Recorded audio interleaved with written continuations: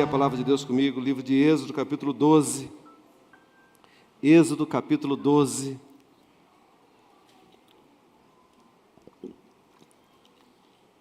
Se você puder acompanhar nas telas ou na sua Bíblia. Diz assim: disse o Senhor a Moisés e a Arão na terra do Egito: este mês será o principal dos meses, será o primeiro mês do ano. Falai a toda a congregação de Israel, dizendo: ô Lucas, pode ficar, meu filho, fica aí que eu gosto de você aí, com esse bigodão aí, você chama atenção, que benção. Será o primeiro mês do ano, falai a toda a congregação de Israel, dizendo: aos 10 desse mês, cada um tomará para si um cordeiro segundo a casa dos pais, um cordeiro para cada família. Mas se a família for pequena para um cordeiro, então convidará ele o seu vizinho mais próximo, conforme o número das almas, conforme o que cada um puder comer. Por aí calculareis quantos bastem para o cordeiro. O cordeiro será sem defeito, macho de 1 ano. Podereis tomar um cordeiro ou um cabrito, e o guardareis até ao 14º dia deste mês. E todo o juntamento da congregação de Israel o imolará no crepúsculo da tarde. Tomarão do sangue e o porão em ambas as ombreiras e na verga da porta, nas casas em que comerem. Naquela noite comerão carne assada no fogo, com pães asmos e ervas amargas a comerão.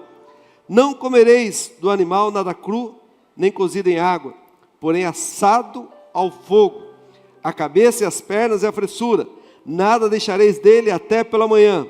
O que porém ficar pela manhã, queimá-lo eis. Desta maneira o comerei, lombos cingidos, sandálias dos pés e cajado na mão. Comê-lo eis à pressa. É a Páscoa do Senhor. Fala comigo, é a Páscoa do Senhor.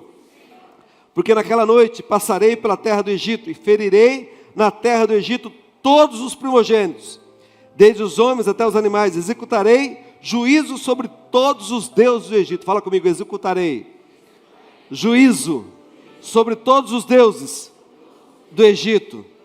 Eu sou o Senhor. O sangue vos será por sinal nas casas em que estiverdes. Quando eu vir o sangue, passarei por vós, e não haverá entre vós praga destruidora, quando porém eu ferir a terra do Egito. Esse dia vos será por memorial, e o celebrareis como solenidade ao Senhor. Nas vossas gerações o celebrareis por estatuto perpétuo. Versículo 26. Quando os vossos filhos vos perguntarem: que rito é este? Respondereis: é o sacrifício da Páscoa ao Senhor, que passou por cima da casa dos filhos de Israel no Egito, quando feriu os egípcios e livrou as nossas casas.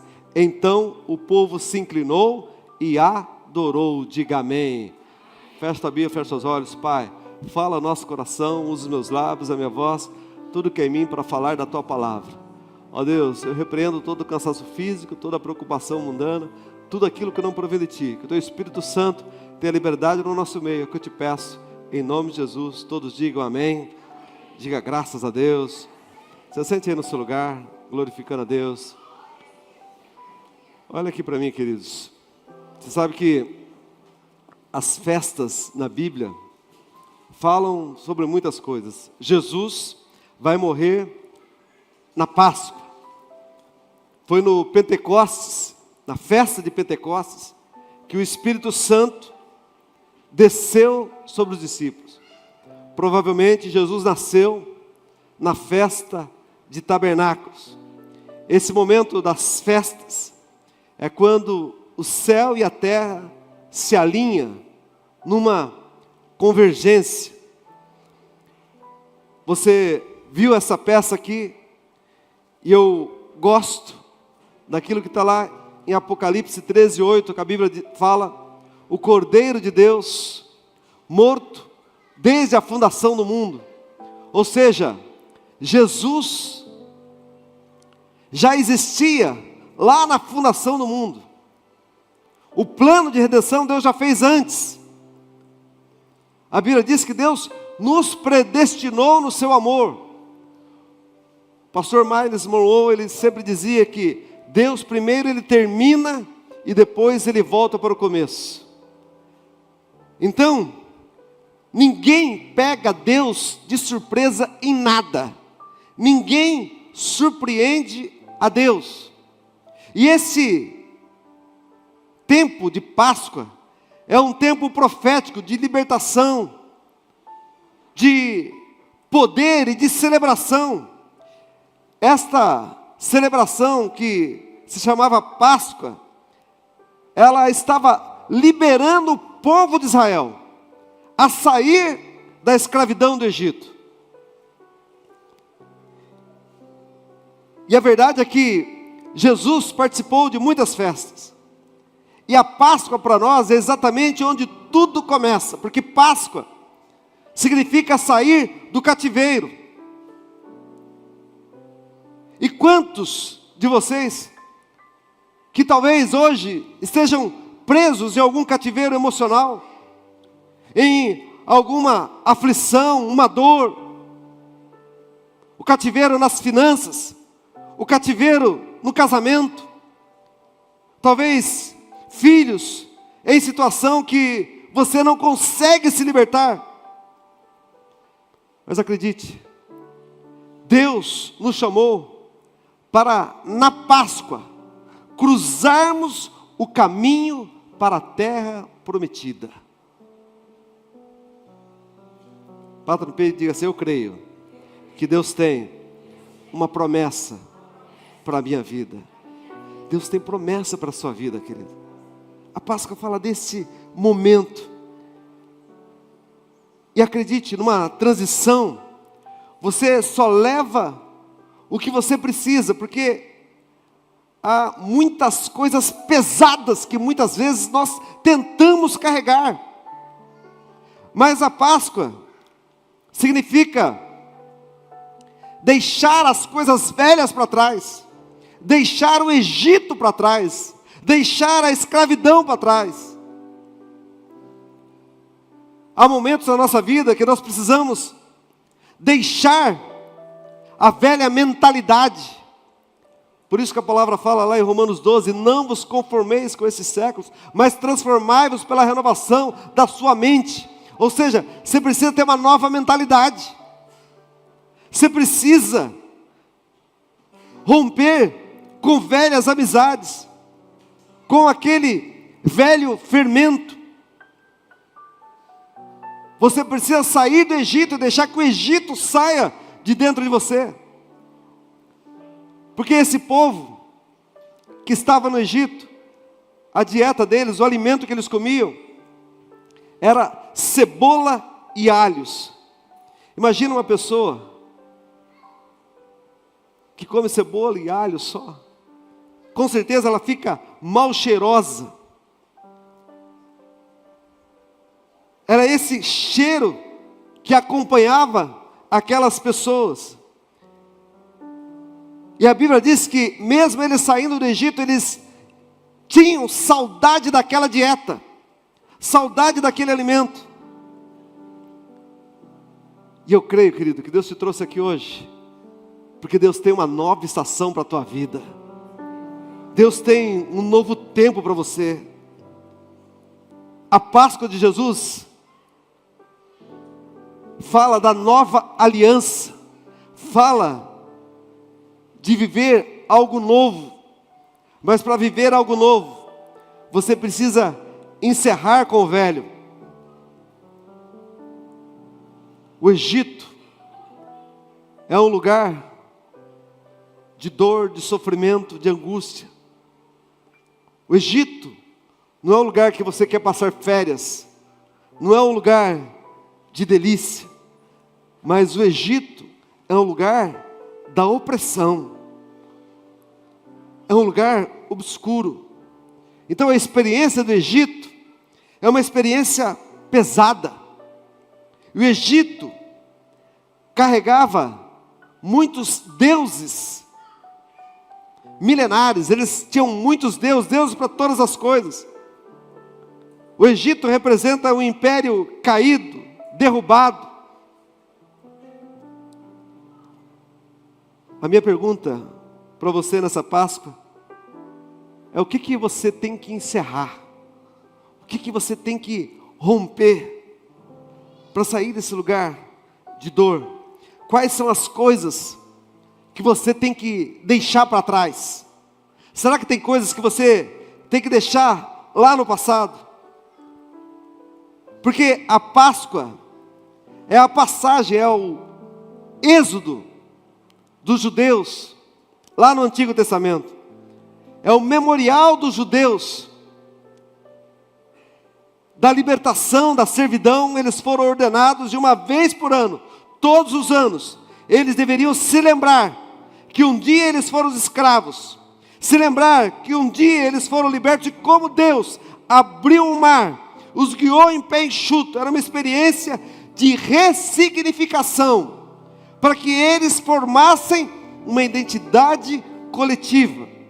Eles deveriam se lembrar que um dia o anjo da morte passou sobre todas as casas, e o anjo da morte saltou de largo, porque via o sangue aspergido, e o sangue aspergido era uma distinção de livramento. O povo foi escolhido, uma nação de escravos saiu rica daquele cativeiro. Páscoa, aqui no texto que nós lemos, fala do juízo de Deus contra Faraó e os deuses do Egito. Você leu comigo esse texto? E quando a Bíblia fala sobre as 10 pragas do Egito, a palavra hebraica traduzida por praga é a mesma que golpear, que ferir. A Bíblia vai falar lá em Apocalipse dos 7 cálices, das 7 trombetas, dos 7 selos. É a analogia que se faz ao Antigo Testamento, porque a mesma maneira como Deus feriu lá no Egito a Faraó, as 7 taças, 7 trombetas e os 7 selos, é Deus ferindo os principados e potestades que não querem deixar a igreja ir, que não querem deixar a igreja avançar. Quem sabe tem gente que ainda está preso. Mas entenda, querido, tudo no Antigo Testamento é uma sombra do Novo Testamento. É uma figura que está simbolizando. Quando você está lendo o Velho Testamento, você está lendo a sombra do Novo. Tudo aponta para Jesus Cristo. Tudo aponta para o Senhor Jesus. Se você olhar lá desde a bacia de bronze, tudo que tinha no tabernáculo, tudo vai apontar para Jesus. O propiciatório, tudo leva a Ele. Mas exatamente no ano 33 da nossa era, Jesus vai morrer na Páscoa, cumprindo todos os rudimentos, todos os detalhes que envolviam a Páscoa, estavam preconizados na pessoa de Jesus. Então, se as pragas eram juízos, eram sinais, eu quero declarar, querido, que esse ano nós vamos ter juízos e sinais contra os poderes, os tronos de iniquidade desse país. Oh, querido, na tua casa, todo trono vai cair por terra, em nome de Jesus. Deus está dizendo de novo: Faraó, deixa meu povo ir. Deus está dizendo de novo para mim e para você, querido, você vai avançar, você vai sair do tempo em que você não avança, não sai do lugar, não cresce, não prospera, mas você vai avançar para uma terra da sua promessa, para a glória do nome do Senhor Jesus. Aleluia, glorificado seja o nome do Senhor.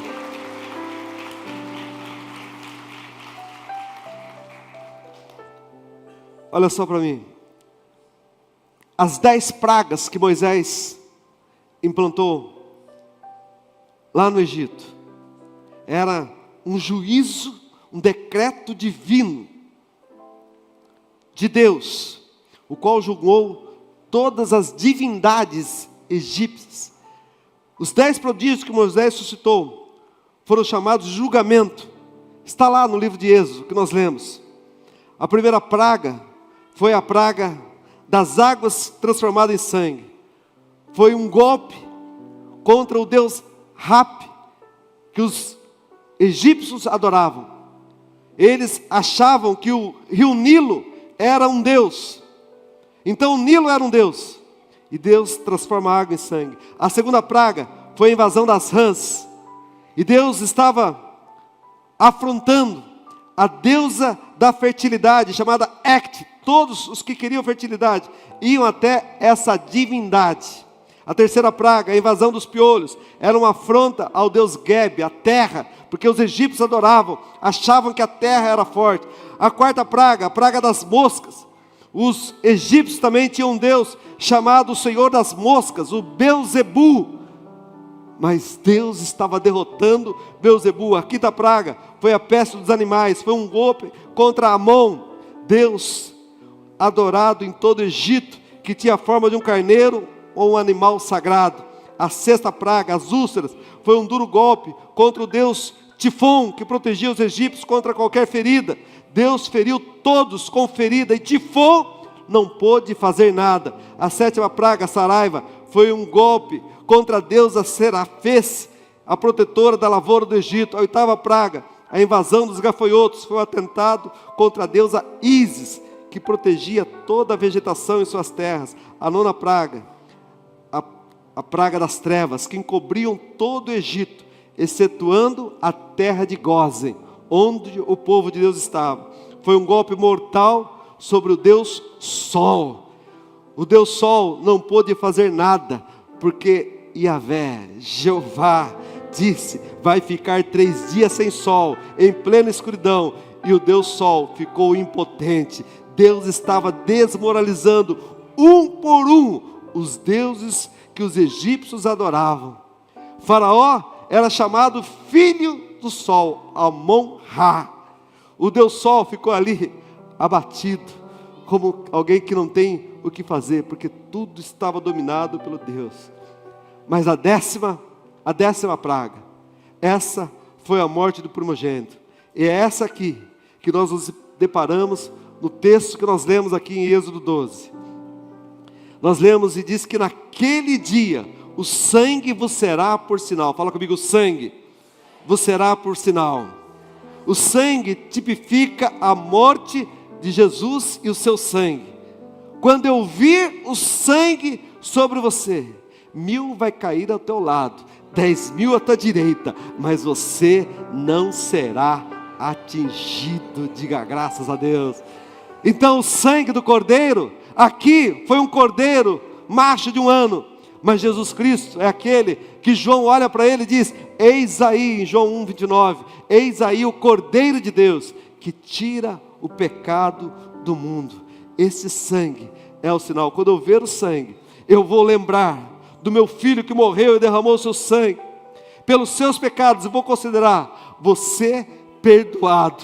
Quando eu ver o sangue, eu vou lembrar de todos os atos e processos redentivos que foram executados pelo meu Filho, por Jesus Cristo, por você, e eu estou vendo o sangue dele cobrindo você, aspergido sobre você. Talvez, querido, você não consegue ver, mas se você olhar para esse irmão que está do seu lado aí, talvez sobre a vida dele tem o sangue de Jesus aspergido sobre ele, e os demônios vêm e tem que partir, retirada, tem que sair, porque quando ele chega perto ele fala: eu agora vou ter que passar de largo. Sabe por quê? Porque Páscoa significa pisar, significa passar de largo, meu irmão. Em nome de Jesus, se você tem o sangue de Jesus sobre você, se você é uma carta escrita com o sangue de Jesus, o diabo não te toca, para a glória do Senhor. Vai passar por cima, porque na minha vida, na sua casa, ele não consegue entrar. Você pode glorificar a Deus? Diga aleluia, aleluia.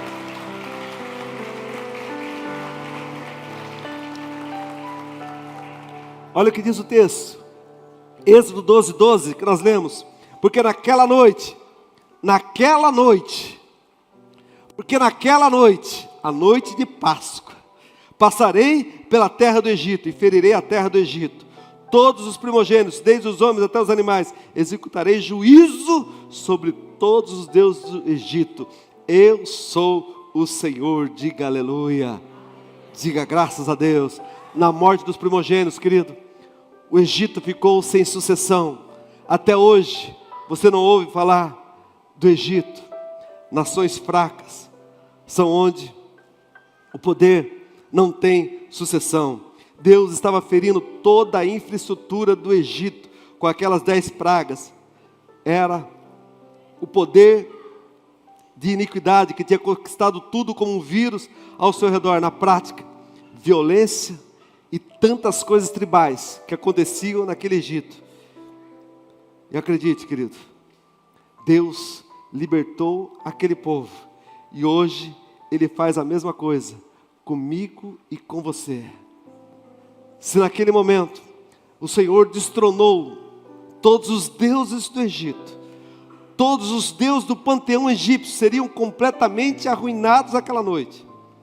Essa também é a tipificação de Jesus Cristo. É por isso que Paulo vai dizer lá em Colossenses, capítulo 12, do versículo 14 em diante. Colossenses capítulo 2, versículo 14 em diante. Diz assim, capítulo 2 de Colossenses, capítulo 2, isso. Havendo riscado a cédula que era contra nós, nas suas ordenanças, a qual de alguma maneira nos era contrária, e atirou do meio de nós, clavando-a na cruz. Diga aleluia. Fala assim, Deus cravou na cruz toda a ordenança que era contrária à minha vida. Agora olha aqui, e despojando os principados e potestades, os expôs publicamente, e deles triunfou em si mesmo. Olha essa palavra, querido, publicamente. Você está entendendo isso ou não? Sabe o que é publicamente? Talvez você já viu isso em filmes.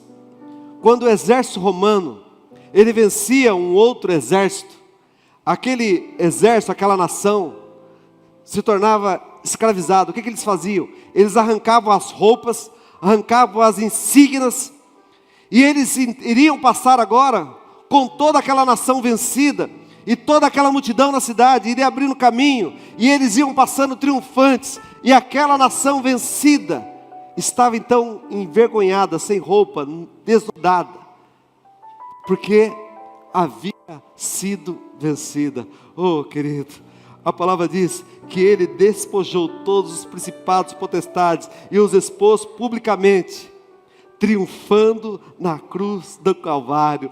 Ele cancelou toda a dívida, aleluia. Oh irmãos, naquela cruz, na Páscoa do ano 33, Jesus estava ali, pagando a dívida, e assumindo o meu lugar e o seu lugar. Sabe, uma das últimas palavras de Jesus é, está consumado. A palavra original é tetelestai. A palavra tetelestai significa está pago. Talvez você tinha ali uma ordenança muito grande, de uma lista de pecados enormes, de vários pecados, mas alguém bate o carimbo. Você tem aquela dívida, alguém bate o carimbo e diz, está pago.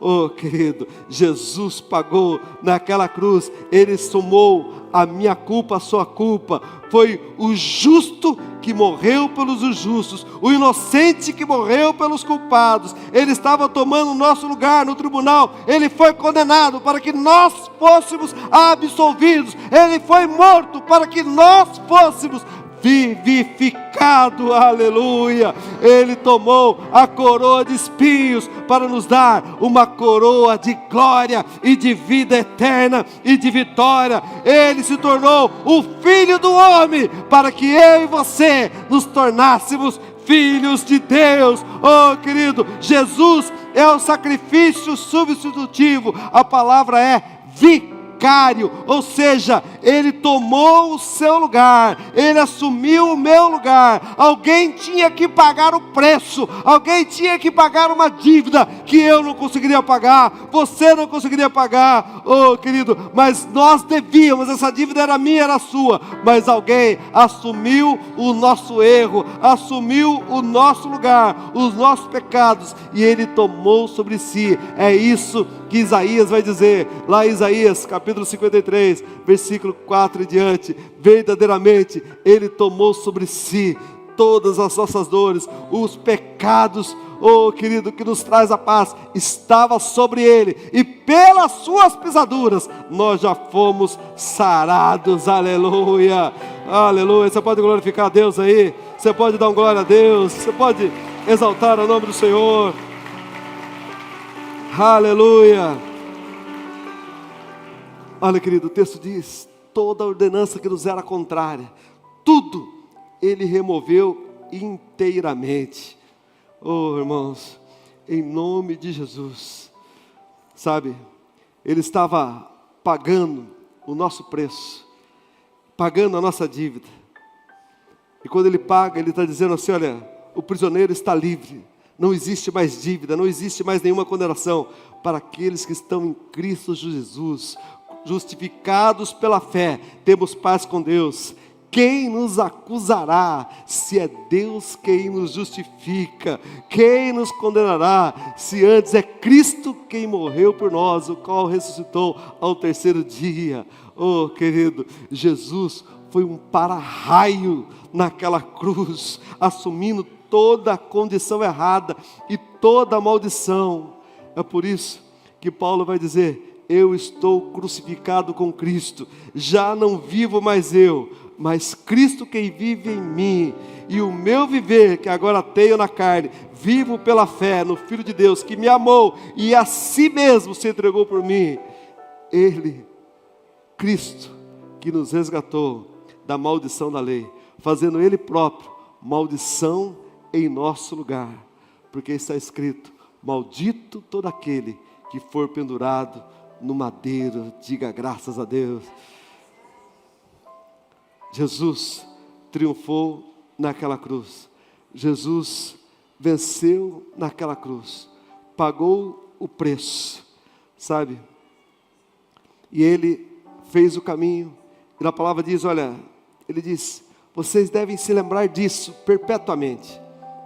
Você sabe que na ceia, Jesus, na última ceia, na quinta-feira, que antecedia a sexta, Jesus vai participar de uma ceia, vai preparar uma ceia, e Ele vai dizer exatamente isso, olha, façam isso em memória de mim. A Páscoa deveria ser lembrada sempre, como também a ceia deve ser lembrada. A palavra é amnésia, é um memorial em grego, é um arauto, um porta-voz, um emissário do imperador César, de Diocleciano, sabe, de Nero, de Tibério, de Augusto. Todos deveriam chegar naquela praça pública e diriam a todos os moradores daquela região, daquela província, da cidade, assim diz o imperador César. Oh querido, na Páscoa, na ceia, nós somos este arauto que deve anunciar, se lembrar que todos os principados, todos os poderes, todas as potestades que ainda resistem, a vitória é de Jesus na cruz do Calvário. Nós temos que dizer, coloca-se no seu lugar, porque vocês já perderam, Jesus já venceu, Jesus venceu a morte, Jesus ressuscitou, e se Ele venceu, querido, Ele nos faz mais que vencedores. Oh meu irmão, você não está entendendo isso, mas como isso, pastor, sou mais que vencedor, sabe por quê? Porque quem vence uma corrida é o vencedor, mas quem conquista sem correr é mais que vencedor ainda. Amém? Sabe por que eu sou mais que vencedor? Porque Ele já conquistou por mim.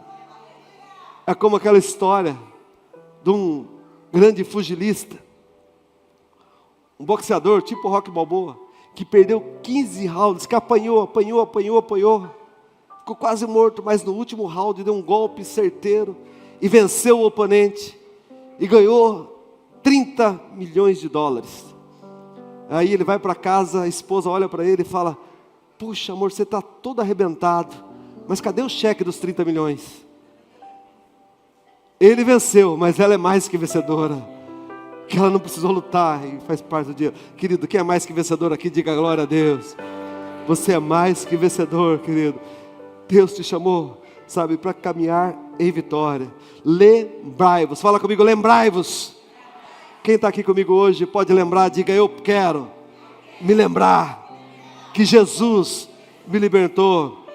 Sabe, querido, a escravidão deveria ser algo para ser lembrado com amargura. Alguém que foi escravo e foi livre, nunca deveria se sujeitar ao jugo escravizador novamente. A liberdade deveria ser sempre celebrada, e a Páscoa era isso, a celebração de um estatuto permanente, que tinha o poder de liberar a capacidade de romper algo. Eu gostaria que, dá uma olhada para essa pessoa que está do seu lado, profetiza para ele, diga para ele assim: olha, nesta noite, você tem condição de romper algo? Pergunta para ele aí, sabe, existe um poder para você romper, querido. Quantos estão aqui hoje que quer romper com algo? Diga amém. Sabe, querido, Deus te trouxe aqui para você viver algo extraordinário. Mas sabe qual é a diferença? Sabe como que nós precisamos, como que nós temos que fazer isso? Mudar a nossa maneira. A Bíblia nos mostra que se a palavra Páscoa é uma palavra que diz pechar, saltar por cima, Deus está construindo com você e em você uma casa firme. Fala comigo, casa firme. Você sabe que na palavra fala assim, olha, a casa de Davi, a casa de Jessé, a casa dos recabitas. A palavra casa quer dizer, vem da palavra oikos, de oikologia, de oikonomia. É a palavra casa. E Deus está construindo com você uma casa forte, uma casa firme. Eu gostaria que você declarasse hoje comigo: Deus, construa na minha vida uma casa firme, uma casa forte. Porque esta Páscoa eles iam comer em família. Quem está comigo, diga amém. Essa Páscoa eles iriam celebrar em família. Coloca a mão no ombro do seu irmão e fala para ele: Deus está construindo uma casa forte na tua vida. Deus está construindo uma casa firme. Porque ali junto as famílias iam experimentar ervas amargas, o pão sem fermento, para participar daquela Páscoa. A Páscoa fala disso. E o apóstolo Paulo vai falar, lá na primeira carta de Paulo aos Coríntios, capítulo 5, versículo 7. Ele diz: lançai fora o velho fermento. Lançai fora o velho fermento, para que sejais uma nova massa, assim como estáis sem fermento. Porque Cristo, a nossa Páscoa, fala comigo, Cristo, diga forte, Jesus, a nossa Páscoa, foi sacrificado por nós. Olha o que ele está falando. Então Jesus é aquele cordeiro que foi sacrificado para ser o nosso alimento. Quem está comigo, diga amém. Por isso que João 6,54, a palavra vai dizer que aquele que come na minha carne e bebe no meu sangue, este tem a vida eterna, e eu o ressuscitarei no último dia. Versículo 8, diz assim, ó: por isso, celebremos, façamos a festa, não com o fermento velho, nem com o fermento da maldade e da malícia, mas com os ázimos da sinceridade e da verdade. Quem está comigo, diga amém. Sabe, querido, nós devemos participar, estarmos aqui celebrando a Páscoa, sem o fermento da fofoca, daquelas velhas conversas, das más conversações. Paulo vai dizer que as más conversações corrompem os bons costumes. Para quê? Para que você seja uma massa, de fato sem fermento, como Jesus é o nosso Cordeiro Pascal. Sabe, tem gente que acha que tem discernimento, mas na verdade ela só tem malícia. Nós devemos ter os pães da sinceridade e da verdade. O texto nos mostra que a Páscoa do ano 33 é o primeiro dia do restante da história da humanidade. A Páscoa de Jesus é o primeiro dia de uma nova criação. Diga aleluia, diga graças a Deus. Oh, querido, Deus está nos levando para um novo tempo. Agora, a Bíblia nos mostra que para que você possa experimentar algo novo. Quantos aqui já nasceram de novo? Diga amém. Qual é a prova que você nasceu de novo? Fala comigo, o Espírito Santo. O Espírito Santo testifica em nosso espírito que nós somos filhos de Deus. Eu sei que eu sou filho de Deus, o Espírito testifica em mim. Eu sei que eu sou salvo, porque Deus fala comigo. E é isso que eu sei, porque o Espírito Santo fala em mim, e isso me basta. Dentro de mim eu tenho um testemunho. Agora, você precisa dessa palavra poderosa, ter um testemunho interior. Fala comigo, testemunho interior. Cada um de nós aqui, querido. E eu sei que existe algo que está acontecendo na nossa vida. E o apóstolo Paulo, ele vai falar lá em Romanos capítulo 8, que os filhos de Deus são guiados pelo Espírito Santo de Deus. E esse é um texto poderoso. Quantos aqui são guiados pelo Espírito Santo de Deus? Diga amém. Sabe, queridos, a pastora Lucy pregava aqui na quinta-feira, e eu dizia que Jesus, ao preparar a última ceia, na quinta-feira, lá no Evangelho de Marcos, capítulo 14, a Bíblia diz que Jesus fala para os discípulos, fala assim, olha, vocês vão para a cidade, para Jerusalém, e vocês vão olhar um homem que está carregando um cântaro d'água sobre a cabeça. Agora acredite, não era comum homens carregarem cântaro d'água, eram mais mulheres que faziam isso. A cidade estava lotada porque era a festa da Páscoa. Mas os discípulos obedecem e vão. E eles vão seguir o homem com um cântaro d'água. Agora a água na Bíblia fala do Espírito Santo. Talvez você não entende, querido. Talvez você veio para cá porque alguém te convidou. Mas eu quero dizer uma coisa para você. O Espírito Santo te guiou até este lugar. E Jesus falou para eles, olha, vocês vão seguir este homem na casa que ele entrar. Vocês vão entrar na casa e vocês vão dizer, onde é o aposento que o mestre vai preparar a ceia? Eles não entenderam nada, mas eles obedeceram. E na casa, naquele casarão que aquele homem entrou, eles entraram e perguntaram, onde é o aposento que o mestre vai preparar a ceia? E quando eles entram lá, já estava tudo preparado. Fala comigo, tudo preparado. Como eu já disse, nada pega Deus de surpresa. Já está tudo pronto para você, querido. Mas siga o Espírito Santo, diga aleluia. Sabe, irmãos, e a Bíblia diz que aquele lugar se torna o cenáculo, que mais à frente, eles vão ser batizados no Espírito Santo.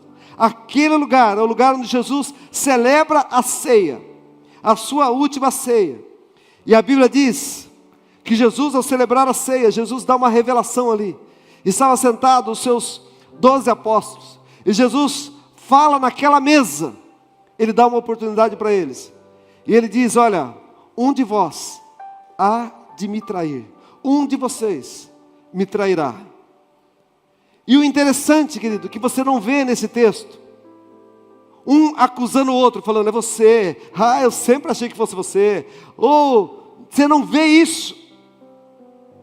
Nesse texto você vai ver os 12 que estão ali. Eles perguntam para si mesmos, porventura sou eu, Senhor? Porventura sou eu? Sabe por quê, querido? Porque na mesa fala de lugar de se examinar a si mesmo.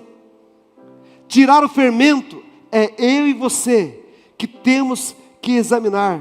Mesa não é lugar de acusação, mas é lugar de autoexame. É por isso que na ceia, no texto de Paulo, de 1 Coríntios, vai falar, examine-se, pois, o homem a si mesmo, e assim coma desse pão. Mas nem todos que estão na mesa, às vezes estão alinhados. Judas estava presente. Judas participou do ambiente, mas não estava entregue. Nem sempre proximidade é sinal de transformação. Mas Jesus estava dando uma oportunidade para que todos que estivessem ali alinhassem o seu coração, para que reconhecesse o erro, para que pedisse perdão. Porque antes da cruz, Jesus oferece a mesa. Oh, querido. Mas o texto de Êxodo que nós lemos, o texto de Êxodo fala que a Páscoa era o sangue, o livramento e a libertação. Mas agora, em Jesus Cristo, a Páscoa é o cumprimento da promessa. A cruz é o sacrifício. E o texto de 1 Coríntios 5:7, a Bíblia diz que Cristo, a nossa Páscoa, foi sacrificado por mim e por você. O cordeiro morto na sexta-feira, querido, mas no domingo de Páscoa, meu irmão, aquele túmulo está vazio, porque a morte foi vencida e a obra foi consumada. A Páscoa não termina no sacrifício, ela termina na ressurreição de Jesus Cristo, o nosso Senhor e o nosso Salvador. Aleluia, glória a Deus. Aleluia, coloque-se em pé, em nome de Jesus. Lá em Êxodo, querido, foi a saída da escravidão, a saída da servidão, a saída física. Mas em Cristo, nós saímos da escravidão do pecado. Se a Páscoa tirou Israel do Egito, a ressurreição tira o pecado de dentro de nós. Só para encerrar, querido, eu quero que você, se você puder, coloque aí para mim, 1 Coríntios capítulo 15. 1 Coríntios capítulo 15,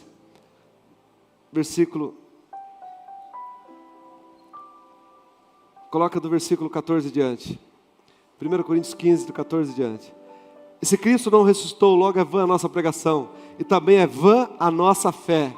Versículo 15. E assim somos também considerados como falsos testemunhas de Deus, pois testificamos de Deus, que ressuscitou a Cristo, o qual porém não ressuscitou, se na verdade os mortos não ressuscitam. Porque se os mortos não ressuscitam, também Cristo não ressuscitou. E se Cristo não ressuscitou, é vã a nossa fé, e ainda permanecei nos vossos pecados. E também os que dormiram em Cristo estão perdidos. E se esperamos em Cristo só nesta vida, somos os mais miseráveis dos homens. Se esperarmos somente nessa vida, somos os mais miseráveis dos homens. Versículo, mas se de fato Cristo ressuscitou dentre os mortos, foi feito as primícias dos que dormem. Fala comigo, primícia dos que dormem.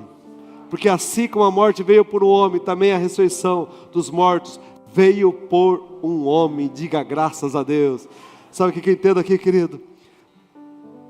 Versículo central da palavra, Gênesis 3,16. Porque Deus amou o mundo de tal maneira que deu seu Filho unigênito, para que todo aquele que nele crê não pereça, mas tenha vida eterna. Ele era o unigênito, mas depois, querido, ele passa a ser o primogênito. Diga aleluia. E hoje nós somos quase 3 bilhões de seres humanos que adoram a Jesus Cristo de Nazaré.